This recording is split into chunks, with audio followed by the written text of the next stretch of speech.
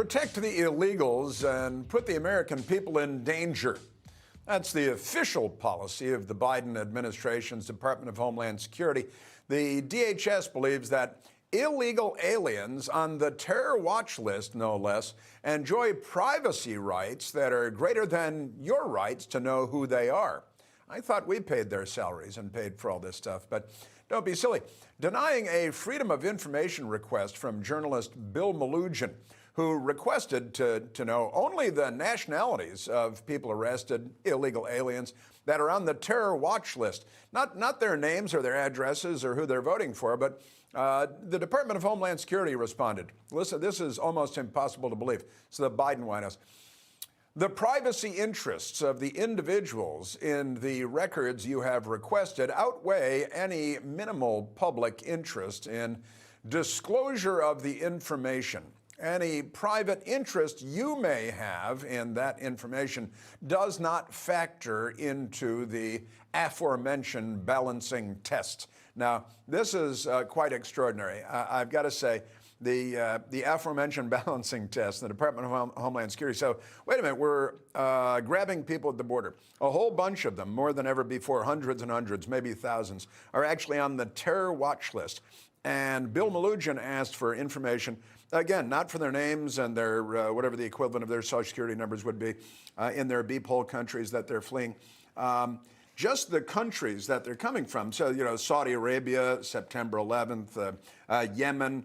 Can we know what country, the terror watch list, what countries they're from? No. And the reason was their privacy interests were paramount. It's showing the hand of the Biden administration. They don't want the American people to know this information because, quite frankly, I think it would terrify the American people to know who are the individuals that are crossing our border. I've been to the border multiple times. I've met illegal aliens from China, from Russia, from Afghanistan. We know, thanks to Bill Melugin's reporting, that there have been over 1.6 million gotaways. Those are individuals that do not want to be caught. They are paying the cartels a significant amount of money. Keep in mind, the cartels are the real winners in this situation. They are the ones that are making billions of dollars off of Joe Biden's open border.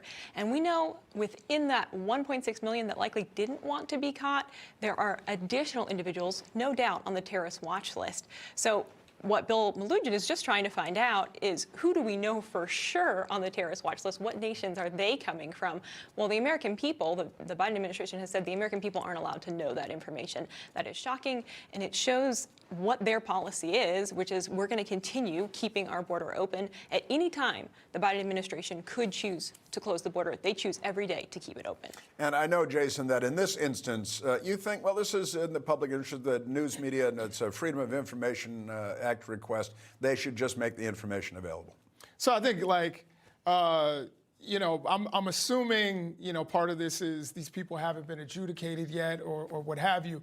I personally don't see the reason why they wouldn't share the information. I don't think it makes it any harder for the people who have been detained. But, you know, I'm assuming that the reasoning is probably a little deeper than that. It has to do somehow with national security, with relationships with these other countries, and also with the adjudication process. Well, it's not a matter of what they've been charged with or, you know, in addition to anything else. It's just the people are on the terror watch list, hundreds, if not thousands. From what countries? Hey, we're just kind of curious. You know, but this is speaking to the transparency thing again. Clearly, like what Virginia was saying, the Biden administration does not want us to know these numbers. The gotaway numbers had to be FOIA'd. They did not release those publicly. You had the New York Times do an investigative report that found that the border, that they lost 85,000 migrant children into the United States that are now being put into forced labor. These are all aspects of Biden's disastrous border policy that he does not want to show us. This is the reason why his administration flies these illegals from their home countries into the United States in the dead of night and then refuses to answer congressional questions as to why that's the policy.